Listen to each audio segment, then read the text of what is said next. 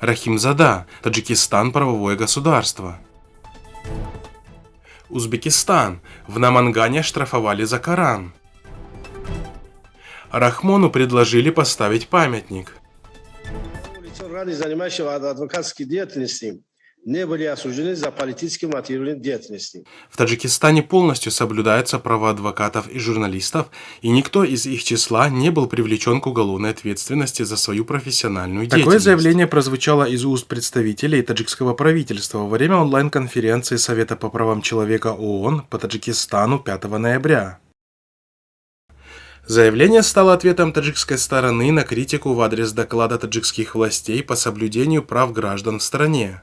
В частности, представители ООН и ЕС отметили, что в стране преследуется политическая оппозиция, а также независимые журналисты и адвокаты. Кроме того, рабочая группа ООН по произвольным задержаниям признала политзаключенными и призвала освободить десятки осужденных, лишенных свободы в Таджикистане.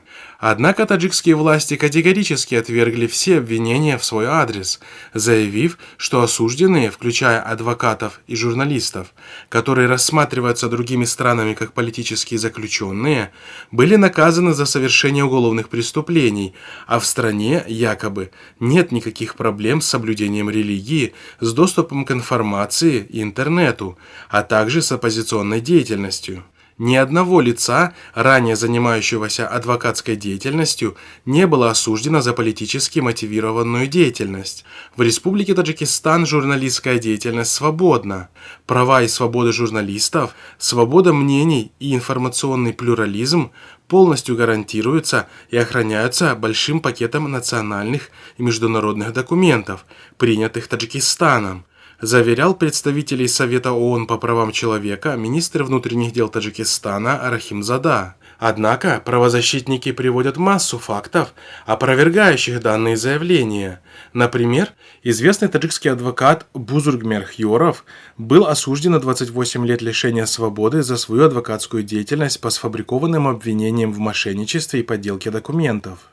Шухрат Кудратов – один из немногих правозащитников в Таджикистане, который защищал оппозиционных деятелей, пострадавших от пыток, и лиц, обвиненных в так называемом религиозном экстремизме, также в 2015 году был осужден на 9 лет лишения свободы по сфабрикованному обвинению в мошенничестве и даче взятки. Руководитель Московского правозащитного центра Тоджикон Иззат Амон, часто критиковавший режим Рахмона, был приговорен в октябре 2021 года к 9 годам лишения свободы якобы за мошенничество. دادگاهی که مقصد دادرسی که امروز غیر قانونی پدری مرا 9 سال زندان کرد با جوابگری В Намангане отца с сыном оштрафовали за то, что они обучали детей Корану без разрешения на то соответствующих государственных структур. Об этом 5 ноября сообщил официальный телеграм-канал Верховного суда Узбекистана. Согласно этому сообщению, двое жителей Намангана, начиная с ноября месяца 2020 года по сентябрь нынешнего года, обучили Корану как минимум 10 детей. Размер штрафа Верховный суд в данном сообщении не упомянул. maktab darsliklaridan uy vazifasidan tashqari vaqtlarda Qur'on bilan shug'ullanamiz. Отметим, что это не первый подобный случай, когда узбекские власти привлекают к ответственности жителей страны за неподконтрольное властям религиозное обучение. Ранее в Кашкадарье были осуждены мать и ее дочь за незаконное обучение 13 детей. В Ташкенте же молодой человек был приговорен к 15 суткам ареста по аналогичному обвинению, а другой 45-летний житель Ташкента был оштрафован. Напомним, что 5 июля нынешнего года президент Мирзияев подписал закон о свободе совести и религиозных объединениях в новой редакции. В нем был прописан ряд ограничений в сфере религиозного образования. В частности, предоставление религиозного образования, включая и обучение Корану, вне официального религиозного учебного заведения признается в качестве незаконной деятельности. Также запрещается предоставление религиозного образования детям, не достигшим 18-летия. Toshkentni Qoq markazida nasroniylarning cherkovida 6 yoshdan ham ularni diniy ta'limga qabul qiladi.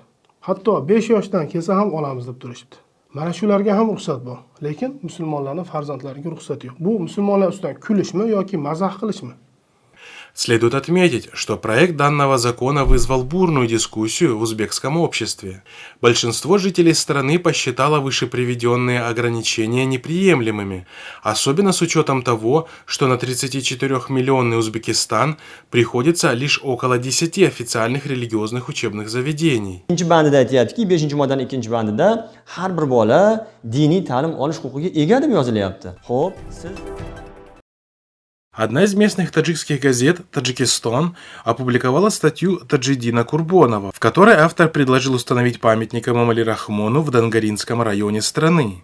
Вслед за этим издание опубликовало предложение писателя Зарифа Гулома с предложением установить памятник не в Дангаре, а в селе Кангурт, где родился президент страны. Я прочитал статью, подумал, что памятник нужно ставить там, где родился этот человек, и написал свое мнение. Он уже 30 лет руководит нашим народом, он лидер, из такой тяжелой ситуации спас народ. И поэтому воздвижение памятника – это знак высокого уважения к такой исторической личности, сказал Зариф Гулом в беседе с Азади. Причем это уже не первое упоминание памятника Рахмону. В законе о лидере нации, основоположнике мира и национального единства есть специальный пункт о возведении памятника Эмомали Рахмону. Памятник должен быть возведен после смерти лидера нации в столице Таджикистана и в регионе, где он родился, гласит закон. اساسگذاری صلح و وحدت ملی پیشوای ملت همچون برپا کننده و بنیاد کننده. Напомним, что подобного рода льстивые предложения далеко не новы для Таджикистана. Так, в сентябре этого года бывший вице-спикер таджикского парламента и экс-посол Таджикистана в России Абдулмаджид Дастиев предложил переименовать одну из природных достопримечательностей республики – озеро Искандер-Куль в Рахман-Куль. Следует заметить, что тренд по установлению памятников живым диктаторам существует в нескольких странах постсоветского пространства. Например, многочисленные памятники Сапармурата Ниязова когда-то были расставлены по всему Туркменистану, а теперь и Гурбангулы Бердымухамедов не отстает от своего предшественника. Кроме того, в июле этого года в Астане был установлен памятник Нурсултану Назарбаеву. Также несколько памятников Путину установлены в различных регионах России. Таджикский юрист Шакирхон Хакимов считает, что в условиях, когда культ личности распространяется все больше, реализация таких предложений возможна. К большому сожалению, между чиновниками сейчас идет своего рода соревнование. Кто больше польстит первому лицу в государстве? Каждый из них хочет привлечь внимание к себе любым способом, каким только может, своими подобострастными инициативами. Кто-то пишет хорошую песню, кто-то пишет хорошие стихи или сочиняет небылицы об этой личности. Все это превратилось в нехорошую тенденцию, отмечает Хакимов. Маған қызықты емес Назарбаевтың өмірі, кітабы.